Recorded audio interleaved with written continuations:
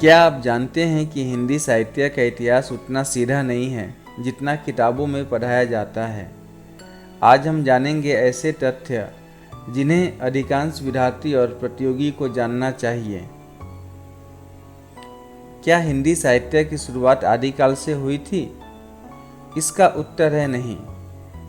अधिकांश लोग मानते हैं कि हिंदी साहित्य की शुरुआत आदिकाल से हुई, लेकिन वास्तव में हिंदी भाषा का विकास अपभ्रंश और प्राकृत की लंबी परंपरा से हुआ।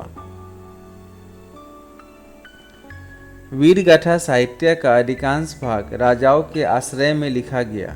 इसका उद्देश्य केवल इतिहास लिखना नहीं, बल्कि शौर्य का प्रचार करना भी था।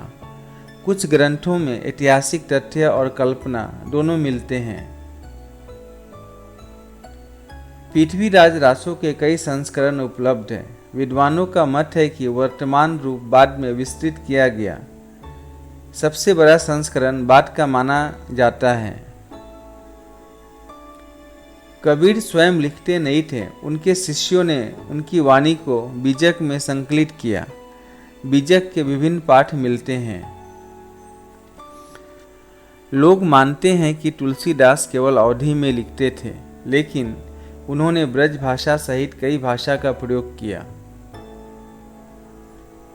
रीतिकाल को अक्सर केवल प्रेम और श्रृंगार का साहित्य कहा जाता है, लेकिन इनमें नीति, समाज, अलंकार और भाषा विज्ञान का अद्भुत विकास हुआ।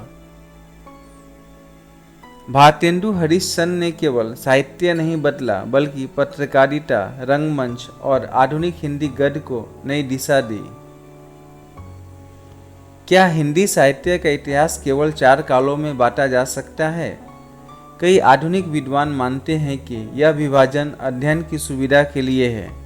यह अंतिम सत्य नहीं है। हिंदी साहित्य एक जीवंत परंपरा है। नई खोजों के साथ इसका अध्ययन लगातार बदलता रहता है। दोस्तों, इस चैनल पर हिंदी साहित्य से संबंधित एकेडमिक और प्रतियोगितामूलक विषय पर चर्चा की जाएगी। आप ऐसी जानकारी चाहते हैं तो चैनल को सब्सक्राइब करें। मिलते हैं अगले वीडियो में।